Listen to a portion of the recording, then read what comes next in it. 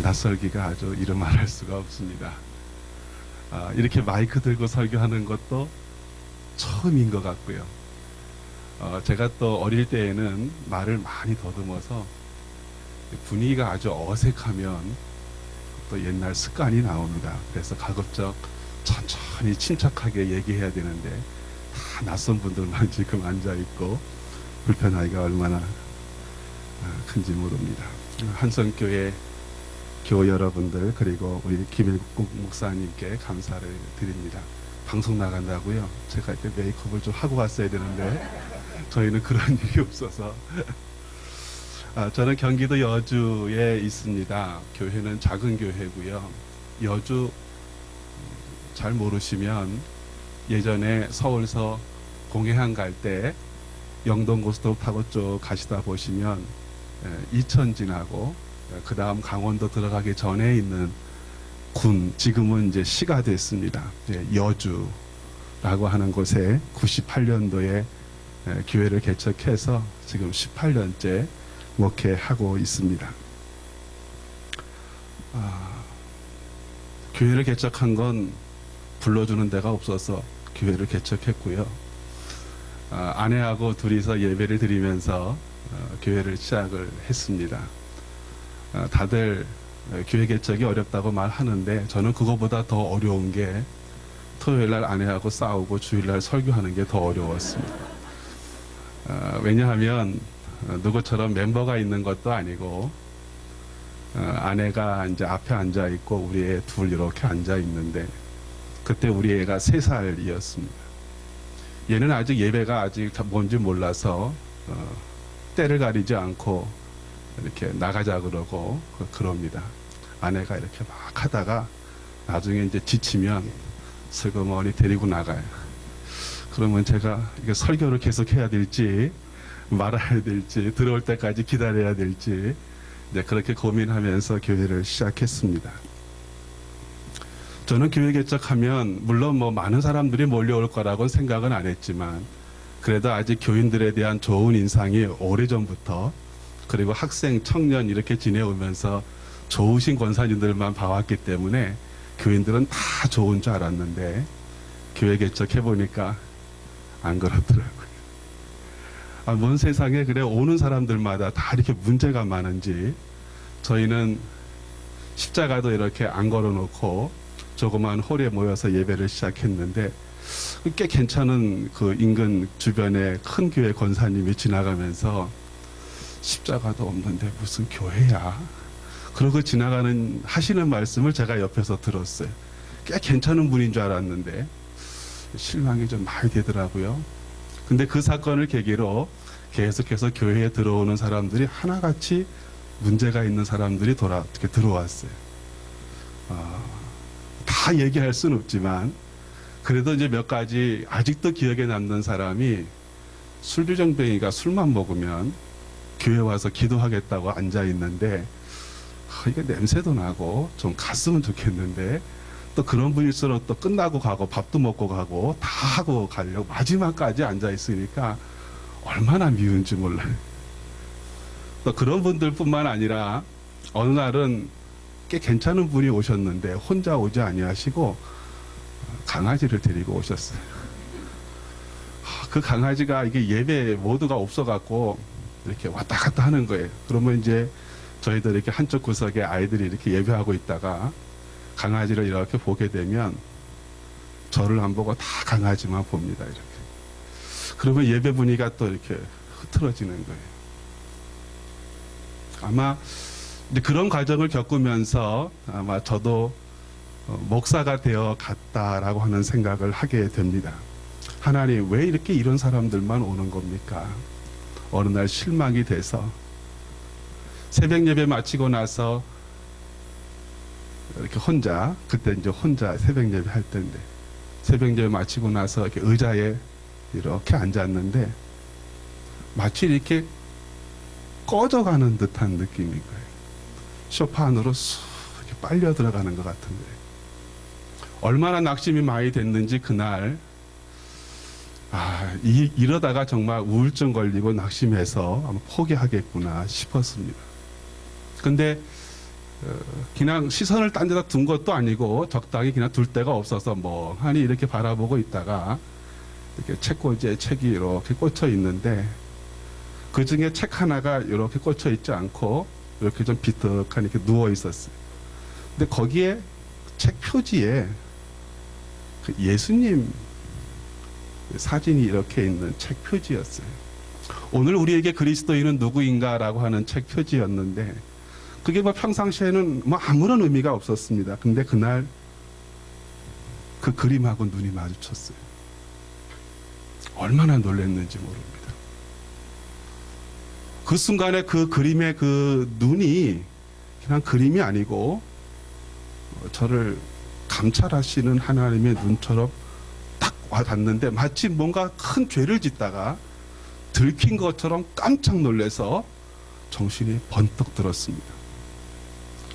한 2년여 동안 상당히 어려웠던 시간들을 그렇게 보내고 있었는데 혼자인 줄 알았는데 그날 그 사건을 계기로 몇 가지 제게 아주 큰 변화가 일어났어요. 그 중에 하나는 하나님께서 여기에 이 보잘것없는 이곳에 십자가도 없고 의자도 없고 바닥에 앉아서 예배드리는 이 처소에 하나님이 늘 계셨다라고 하는 확신. 그동안은 다른 거에 신경 쓰냐고, 물론 이제 그것이 나쁜 일이 아니고 성도 생각하고 교회 생각하고 설교 생각하고 뭐 이러면서 애는 썼지만 하나님께서 여기 같이 계시는구나 라고 하는 것을 거의 못 느끼고 있다가 그 순간 하나님이 여기 계시는구나 그걸 깨달았어요. 그리고 난 후에 몇 가지 일들의 이제 변화가 일어났는데 저는 이게 은혜라고 생각하고 하나님께서 그날 제 손을 아주 굳게 잡아준 그날이라고 믿습니다. 어떤 변화가 일어났냐 하면 아마 목사님도 오늘 이렇게 예배 이렇게 인도하시면 저도 다 그렇습니다만은 아직까지는 누가 안 왔네 이제 그러면서 있는 거예요. 그러다가 종종 틀립니다. 저는 제가 찬송가 틀리는 이유는 단 하나입니다. 아직까지 누가 안 왔네 이 생각하다가 틀립니다. 저도 그랬어요. 근데 98년도 첫 해에 아내하고 예배를 드리면서 그 해에 15명 교인이 등록했어요. 근데 다 남은 건 아니고 한 8명 남았어요. 그 8명이 다 모이면 꽉 찹니다. 근데 결정적으로 새로운 교인이 올 때는 그 무슨 약속이라도 한 것처럼 교대로 빠져요. 그러니까 새로운 사람이 누가 오면 좀 많은 것처럼 보였으면 좋겠는데 결정적으로 빠지는 거예요. 그러면 미워지는 거예요. 미워지는 거예요. 저 사람만 왔어도 이 사람이 우리 교회에 남을 텐데. 나중에는 이게 이제 그렇게 미워하는 제 자신이 또 너무 싫은 거예요, 이게. 그래서 한동안 어려워했는데 그게 극복이 됐어요. 어떻게 극복이 됐냐 하면 내 목회에 8명 데리고 주일 예배 드릴 때는 이때밖에 없다. 오늘 8명 나왔는데 내 평생에 8명 데리고 목회할 날은 이날밖에 없다. 오늘 이 8명에게 최선을 다해야지. 그 한 2명 빠졌다고 그 환한 얼굴로 좀 거친 말투로 다 말해버리면 그 나와 있는 8명이 기분 좋게 왔다가 다 상처받고 돌아갈 거 아니에요. 그러니까 어떻게 하든지 그 빠진 2-3명보다 지금 나와 있는 이 8명을 감사하면서 예배를 인도해야 되는데 그게 그날 내 평생에 8명 데리고 목회할 날은 이날밖에 없다. 그렇게 생각을 좀 바꿔먹었어요. 그러고 나니까 그 2사람이 조금씩 이제 좀 생각해서 없어지기 시작했어요. 제가 슬럼프를 이렇게 이겨내기 시작한 거예요. 한 15명 모일 때는 다 오면 30명인데 오늘 절반은 다 어디 갔냐. 근데 그때도 내 생애에 목회 15명 데리고 주일 예배 인도할 때는 이때밖에 없다. 그렇게 생각하고 그 위기를 넘어갔어요. 30명 모일 때는 다 오면 60명인데 다 어디 갔나 생각하지 않고 오늘 30명에 최선을 다했어요. 그러다 보니까 8명 모이던 게 20명 모이고 20명 모이던 게 한 60명 모이고 60명 모이던 게 한 어느 날 보니까 100명 모였더라고요. 그래서 제가 그날 그 사건을 아주 어디 가든지 말씀드리고 같이 나누기를 원하는 겁니다. 그때 제 생각 속에 믿음이라고 하는 것은 어찌 보면 열정, 열심보다는 그동안 생각하고 있던 어떤 것에 아주 큰 변화가 있는 것, 그게 은혜 받는 것이고 그것을 붙잡고 나아가는 것이 믿음이라는 생각을 처음 하게 됐어요. 제가 조금 더 깊어진 거예요. 좀 목사다워지는 거죠. 성경에 보니까 그런 얘기들이 너무나 많더라고요. 오늘 히브리서 11장의 믿음의 사람들에 대한 이야기를 읽었습니다만 다 얘기할 수 없죠. 그 안에 많은 사람들이 있습니다. 그 뒤에 가 보시면 아브라함의 이야기를 하나 해주고 있는데, 아브라함은 그 아들 이삭을 데리고 모리아 산에 올라갈 때 도대체 무슨 생각을 했을까? 하나님이 이 아들 주신다고 해서 주셨고, 이 아들로 인해서 그 후대를 약속하셨는데 그 아들을 모리아 산에 가서 드리라고 하면 그간에 주께서 주신 약속은 과연 도대체 뭔가 고민이 됐을 것 같아요. 도대체 무슨 생각, 무슨 믿음이 있었길래 그 앞에 주신 말씀에 반하는 그 명령을 받았을 때 도대체 무슨 생각하고 거기에 올라갔을까? 그때 아브라함이 생각했던 그 생각이 히브리서 11장에 있습니다. 보시면 이렇게 되어 있습니다. 그가 하나님이 능히 이삭을 죽은 자 가운데서 다시 살리실 줄을 생각했다. 그 엄청난 말씀 앞에 순종하러 갔을 때 아브라함은 하나님은 능히 이 아들을 다시 살리실 수 있다. 내가 어떤 쇼를 했을 때 하나님이 그거 아니야 그러고 막는 것을 생각한 것이 아니고 실제적으로 그렇게 했을 때, 순종했을 때 하나님께서 능히 이 아들을 다시 살리실 수 있다라고 하는 믿음을 가지고 그 엄청난 순간을 이겨냈다라고 믿습니다. 아마 그것이 우리의 믿음이고 그것을 가지고 있는 사람들이 믿음의 사람들이라고 믿습니다. 로마서 12장 2절에도 보면 이 세대를 본받지 말라라고 말씀하고 있습니다. 마음을 새롭게 하라라고 말씀하고 있어요. 변화를 받으라고 말씀하고 있습니다. 변화라고 하는 것이 옷을 새롭게 입은 것이 아니고 그동안 우리가 생각해왔던 어떤 것, 이것이 옳은 거야, 이것이 맞는 거야, 그렇게 생각해왔던 어떤 것에 아주 변화가 한번 있는 겁니다. 그래서 중요하게 여겼던 것을 내려놓고 그동안 별 볼이 없었던 어떤 가치들이 새롭게 내게 중요하게 다가오는 겁니다. 이 변화가 믿음의 역사입니다. 할렐루야. 제가 그날 그 사건을 통해서 그 8명이 그렇게 귀해 본 적이 없어요. 제가 아까 목사님하고도 말씀드렸습니다만 98년도에 그렇게 예배를 드리다가 어느 날 주일에는 예배 드리는 게 너무 싫더라고요. 특별히 아내하고 토요일 날 싸웠어요. 그래도 와서 앉아 있는 게 참 감사하죠. 그 얼마나 믿겠어요. 그러다가 또 심장을 찌르는 말 한마디 하면 더 또 상처가 되잖아요. 어떻게 강단 위에 하고 집하고 또 그렇게 다르냐 그러면 또 얼마나 또 상처가 됩니까 또. 근데도 와서 앉아 있더라고요. 근데 그 전날 싸운 것 때문에 이 뒤에 앉아갖고 기도하면서 하나님 오늘 예배 그냥 지나가면 안 될까요? 싫은 거예요 벌써. 그냥 오늘 그냥 한번 예배 안 드리고 가면 좋겠습니다. 그리고 그 불편한 마음을 가지고 계속 기도하고 있는데 시간은 11시가 딱 됐어요. 기도한 건 기도한 거고 시간은 이제 11시가 됐으니까 예배를 시작해야 되는 겁니다. 그래서 예배를 시작했어요. 조금 있다가 문이 삐끄덕 열리더니만 5명이 들어왔어요. 여러분이 5명의 숫자가 얼마나 큰지 모르는데 저는 그날 그 아내하고 늘 예배 드리다가 5명이 와서 딱 앉아 있는데 부흥해합니다. 혼자. 얼마나 기분이 좋은지 몰라. 옛날에는 그 20분 30분이 그렇게 안 지나갔는데 그날은 언제 지나갔는지 모르는. 근데 감사하게도 그때 그 5분 중에 2분은 딴 데로 이사 가셨지만 그 3분이 말하자면 저희 작은 교회 넘버 1, 넘버 2, 넘버 3가 지금도 18년째 저희 교회에 있습니다. 별로 기분 안 좋으신 것 같아요.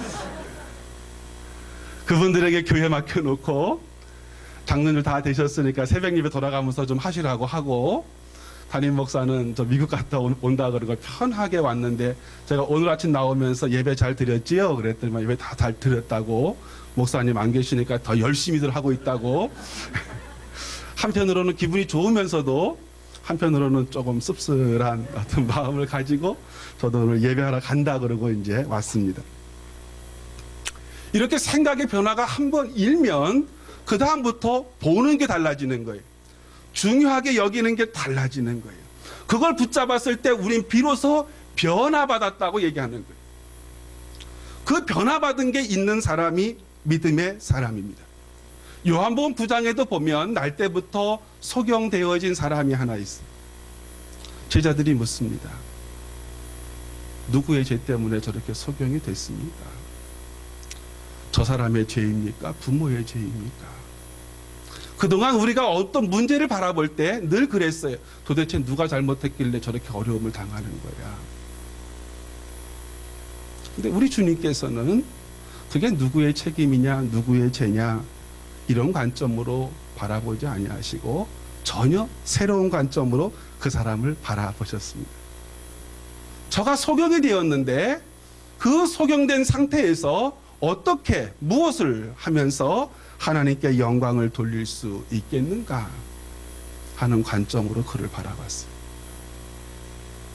소경이 되었는데 누구 때문에 그렇게 되었느냐 하는 관점으로 바라보지 아니하시고 저가 하나님의 영광을 위해서 그렇게 되었다고 말씀하시면서 그 상황을 전혀 새로운 관점으로 바라보신 거예요. 저 상황에서 어떻게 하나님께 영광을 돌릴 수 있겠는가? 어려운 일을 당했을 때 왜 내게 이런 일이 닥쳤는가? 라고 질문하면 끝이 없습니다. 문제가 해결되어지지 않습니다. 그러나 이 상황을 통해서 어떻게 하나님 앞에 영광을 돌릴 수 있겠는가? 그리 생각하면 거기에는 길이 보입니다. 하나님의 인도하심이 보이기 시작합니다. 제가 마치 그 순간이 지금 있는 교우들과 교회의 상황을 예전 관점으로 바라보면 그 둘, 셋 계속해서 빠지고 문제 일으키는 교우들 때문에 힘들 수밖에 없지만 마치 그날 받은 은혜처럼 이 8명을 가지고 뭘 할 수 있겠는가? 15명을 가지고 뭘 할 수 있겠는가? 30명을 가지고 뭘 할 수 있겠는가? 생각했을 때 길이 하나씩 하나씩 열려지기 시작했습니다. 우리 한성에 있는 여러 교우들도 아마 사는 게 다 똑같을 겁니다.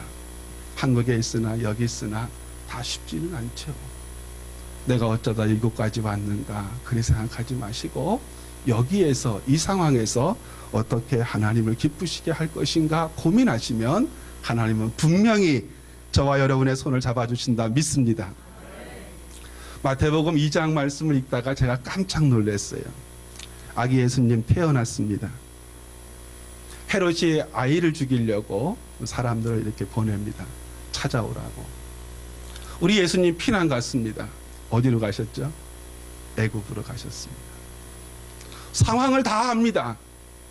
우리 예수님께서 헤롯이 죽이려고 하는 그 상황을 피해서 애굽으로 갔다라고 하는 거 다 압니다. 그런데 마태는 그 말씀을 자세히 읽어보시면 전혀 그런 어조로 말하고 있지 않아요. 놀랍게도 애굽에서 내 아들을 불렀다 이렇게 표현합니다. 헤롯의 죽음을 피해서 도망간 것이 아니고 물론 상황은 맞습니다. 그러나 그 사건을 바라보는 마태의 독특한 시각은 하나님께서 애굽에서 지금 내 아들을 불러 들였다라고 하는 것입니다. 하나님께서 개입하셔서 그를 인도해 간 것이지 그 헤롯의 죽음 그것 때문에 간 것 아니다라고 하는 것입니다. 그 뒤에 가 보시면 우리 예수님께서 나사렛이라고 하는 동네에 가 사십니다. 산동네입니다. 저도 가봤습니다만은 아직도 가난한 사람들이 사는 산동네입니다. 그 다른 좋은 건 내비두시고 왜 그곳에 가셨을까 궁금합니다. 그러나 정치적으로는 그 죽음의 어떤 위협을 피해서 산골짜기에 들어가 사신 거 맞아요. 근데 마태는 그렇게 표현 안 합니다. 똑같은 상황을 바라보고 있어요. 그러나 생각하는 것 자체가 너무 달라요. 그는 구약의 말씀을 기억하면서 메시아 그분이 나사렛 사람인데 바로 그 나사렛 사람이라고 불림받기 위해서 나사렛 사람이라고 했기 때문에 나사렛 가서 사셨다 이렇게 말합니다. 생각하는 게 너무 다르죠. 저는 믿음의 사람들이란 환경이 남들보다 다르고 형통하고 좋아서 우리가 믿음의 사람들이 되는 게 아니고 똑같지만 그러나 그 상황을 바라보는 그 시각이 예전과 다른 거예요. 하나님과 연결할 줄 알고 말씀과 연결해서 볼 줄 알게 되는 것이 저는 믿음의 사람들이라고 믿습니다. 저는 이와 같은 은혜가 이곳에 있는 모든 교우들 한 분 한 분에게 임하여지기를 간절히 바랍니다. 정말 하나님께서 우리가 조금만 달리 생각하면 변화를 받아서 사건과 사람을 바라보는데 조금이라도 우리가 달리 생각하면 분명히 하나님은 우리 아주 가까이에 계시는 줄 믿습니다. 종종 이런 일들이 저뿐만 아니라 우리 교우들에게 일어날 때 얼마나 기분이 좋은지 몰라요. 저희 교회에 휠체어를 타고 오시는 분들이 몇 분 계세요. 근데 이분들은 이쪽 목이 다치셔갖고 아침에 누가 가서 이렇게 일으켜 세워줘야 되고 옷도 입혀줘야 되고 씻겨줘야 돼요. 지금은 많이 좋아져서 활동 보조인들이라고 하는 분들이 요즘은 있어서 그분들하고 교회를 같이 오시는데 그때는 그게 없었어요. 그래서 우리 남성교회가 당번을 정했어요. 오늘은 누가 가서 또 다음 주에는 누가 가서 그분을 이제 9시에 가서 이렇게 하는데 그 담당하시던 분이 그만 서울로 이사를 가셨어요. 힘도 세시고 부인이 이제 간호사여서 누구보다도 다 이렇게 돌볼 수 있어서 특별히 부탁을 했는데 한 3개월 하시다 가셨어요. 맡길 사람이 없는 거예요. 고민하다가 그때 막 결혼한 자매한테, 그분도 간호사예요. 남편도 힘이 세 보여요. 그래서 조심스럽게 신혼부부인데 아침 9시에 그분 집에 가서 그분을 잘 모시고 교회로 모셔다가 예배 잘 드리고 저희가 이제 1부, 2부 예배 마치고 식사하고 그리고 다시 집에다 모셔다 드리면 오후 3시에 가서 다시 또 벗기고 다시 침대에다가 이렇게 눕혀놓고 와야 되는 거예요. 이거를 해줄 수 있겠느냐라고 부탁을 했어요. 안 될 줄 알았는데 그분이 하겠다고. 그러면서 그 사역을 매 주일마다 9시부터 시작해서 11시 예배를 나오기 위해서 9시에 가서 준비해서 미리 와서 그렇게 예배를 드리고 또 오후 2시에 집에 가서 3시에 다 마무리하고 그러고 가는 거예요. 이거를 1년 반 동안 했어요. 이제 하면서 얼마나 목사가 미웠겠어요. 사람이 적은 것도 아닌데 왜 우리 보고 일하라고 하냐고 불편했을 거예요. 그 초신자였어요. 그 다음 해에 임신을 했어요. 근데 임신을 하고 아이를 낳았는데 공교롭게도 그분이 이제 그 어떤 그 시청에 이렇게 비정규직으로 있다가 시험을 보는, 공무원 시험을 보는 거죠. 그 날짜하고 거의 해산이라고 이렇게 거의 걸려 있었어요. 그러니까 아이를 낳고 열흘 만에 가서 시험을 봤으니까 얼마나 힘들었겠어요. 공부도 못하고. 근데 됐어요. 근데 이것까지는 괜찮아요. 근데 그 다음에 와서 하는 말이 이제 감동적인 거예요. 면접을 보기 위해서 목사님 그거 좀 확인증 하나 받을 수 있을까요? 뭐 그랬더니 그 아침 9시서부터 오후 3시까지 그렇게 돌본 그 확인서를 좀 떼줄 수 있냐는 거예요. 난 모르고 그분이 속해 있는 단체에다가 한번 얘기해 볼게. 그랬더니 해줄 수 있대요. 그래서 아침 9시부터 오후 3시까지 1년 반 동안 확인서를 받아갖고 그거를 첨부해서 냈어요. 다른 건 아무것도 보지 않고 그거 하나 이렇게 보고 난 후에 면접관이 이게 사실이냐라고 물었다는 거예요. 자기가 1년 반 동안을 아침 9시에 가서 매주 주일마다 그렇게 했습니다. 그런데 그게 마음에 들었는지 2명 뽑는데 뽑혔어요. 그리고 와서 하는 고백이 뭐냐 하면 처음에는 목사님이 일 시킬 때 너무 싫었다는 거예요. 그것도 주일날 자기도 늦잠 자야 되고 뭔가 할 일도 많고 몸도 무거워지고 있는데 그거 끝까지 하기가 힘들었는데 다 하고 나서 이제 그 시험에 그것 때문에 붙었다. 그것 때문에 붙었다는 거예요. 물론 그분의 고백이죠. 제가 얼마나 기뻤는지 모릅니다. 어찌 보면 우리가 동일한 사건 상황들 속에 있어도 똑같이 그렇게 생각하는 것은 아닙니다. 누구는 뭐 그럴 수도 있겠지, 우연히 된 것일 수도 있을 거야, 뭐 달리 생각할 수도 있습니다. 그러나 믿음의 사람들은 그 상황을 바라볼 때 나름 바라보는 독특한 신앙들이 있는 거예요. 그 신앙이 생기기 시작했을 때 비로소 믿음의 사람의 길을 하나씩 하나씩 걸어간다라고 믿습니다. 저는 오늘 여기 계신 분들도 정말 말씀 안에서 믿음 안에서 깊이 생각하시면 하나님께서 이 상황 속에서도 언제나 우리와 함께 해 주신다고 하는 그 놀라운 은혜를 베풀어 주신다 믿습니다. 그 은혜가 늘 충만하시기를 주의 이름으로 축원합니다. 기도하겠습니다.